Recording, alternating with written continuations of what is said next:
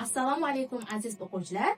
Bugun sizlar bilan ingliz tilida juda ham muhim va oson bo'lgan mavzulardan biri haqida gaplashamiz. Plurals, ya'ni otlarda ko'plik shakli. Bu darsda biz birlik va ko'plik otlarni farqlashni va s qo'shimchasini qo'shilish qoidalarini o'rganamiz. Qani, boshladik.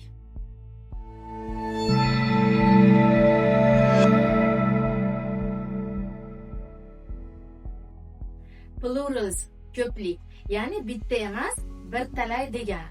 Misol uchun, a cat bitta mushuk, two cats ikkita mushuklar.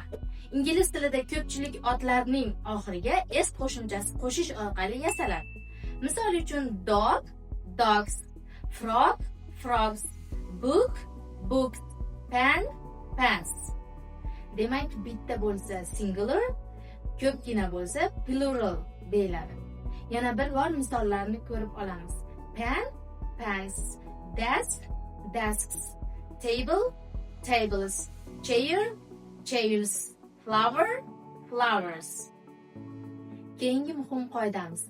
Agar so'z oxirida undosh va y harfi kelsa, y tushib qolib, ies, ya'ni es qo'shimchasi qo'shiladi. Misol uchun, fly flies, butterfly butterflies, lady ladies bo'ladi. Bunda ham mustasno holatlari bor. Misol uchun, so'z oxirida only va y kelsa, oddiygina s qo'shimchasi qo'shiladi. Misol uchun, toy toys, monkey monkeys, key keys. Keyingi muhim qoidamiz, ba'zi so'zlarda f yoki fe harflari bilan tugasa, bu harflar o'rniga s qo'shiladi.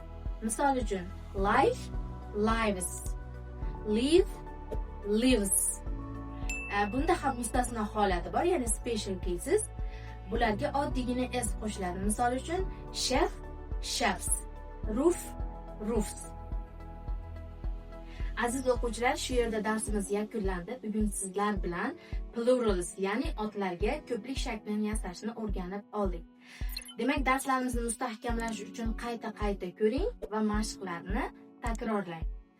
E'tiboringiz uchun rahmat. Keyingi darslarda birga o'rganamiz. Ko'rishguncha.